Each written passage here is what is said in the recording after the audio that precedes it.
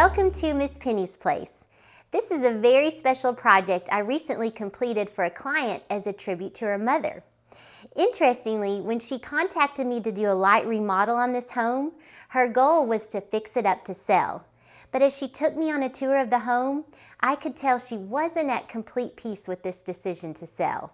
You see, this was the childhood home she had shared with her mother, Miss Penny, who recently passed away. As she walked me from room to room, something would catch her eye and trigger a memory that she would share about her mother and their time together in the home. By the end of the tour, I not only felt like I understood the house, but I felt like I actually knew Miss Penny. And I regretted never having the pleasure of meeting this spunky, God-fearing, people-loving special lady this side of heaven. Because it was obvious this home held a very special place in my client's heart, and she was struggling with the idea of letting it go, I mentioned the idea of keeping the home but renting it out as a short-term rental. This would allow my client a place to come home to when she was visiting her hometown, and it would allow Miss Penny's legacy of love and hospitality to live on through her home as it blessed future guests of Miss Penny's Place. My client loved the idea, and a short time later, the renovation began. My goal for the renovation was not only to update the layout and to remedy some of the outdated or broken fixtures of the home, but also to make sure the design told the story of Miss Penny. During my home tour of Miss Penny's house, two elements about the life of this woman stood out to me. She was an extraordinary high school math teacher, and she loved her local church. So these were the two themes I wanted to make sure were represented in the renovation and decoration of the home. My client told me she can rarely visit her hometown without running into past students of Miss Penny who love to tell her stories of their favorite math teacher and the impact she made on their lives. I wanted to pay homage to this memory by bringing in classic schoolhouse items such as the world map I use as a curtain, schoolhouse-style lighting, and chalkboards. It was a little tricky to bring math decor into the equation, but I managed to subtly work it in with a nod to an abacus in this custom window shelf I had built, and you'll even find some multiplication flashcards worked into the decor.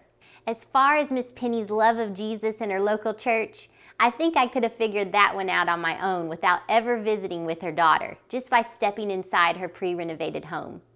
I found figurines and wall art with different Bible scriptures displayed throughout the home, old Bibles held together with tape and full of handwritten notes in the margins, years of church-wide directories and various cookbooks written by the women of Miss Penny's church.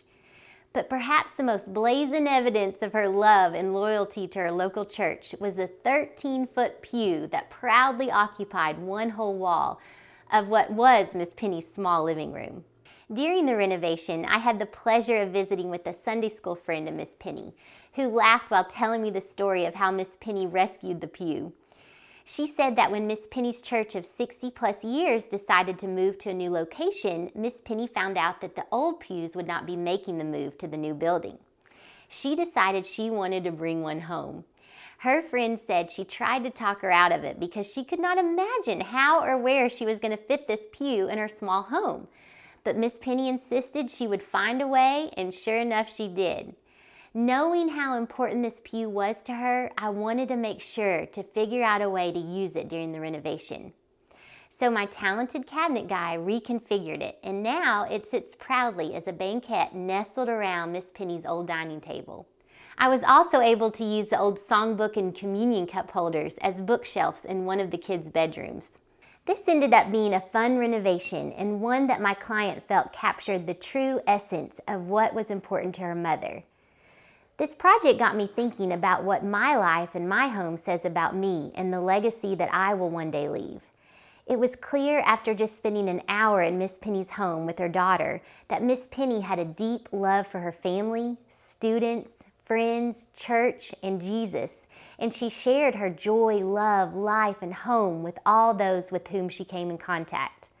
Not only would I love for the same to be said about me, I feel this is something God desires to be said of all of His children. In Deuteronomy 6, verses 4 through 9, Moses relays the following command from God to the Israelites. Listen, O Israel, the Lord is our God, the Lord alone. And you must love the Lord your God with all your heart, all your soul, and all your strength. and you must commit yourself wholeheartedly to these commands that I am giving you today. Repeat them again and again to your children. Talk about them when you're at home and when you're on the road, when you go to bed and when you are getting up. Tie them on your hands and wear them on your forehead as reminders. Write them on the doorposts of your house and on your gates. From this scripture, we can see that our love for the Lord should be so strong that it penetrates every aspect of our lives and shows up in our relationships, our jobs, and our homes. This was evident in the life of Miss Penny, and it's my hope that her home continues to minister to all those that find respite within these walls in the years to come, and inspires us to do the same in our homes. Thanks for following the story of this renovation.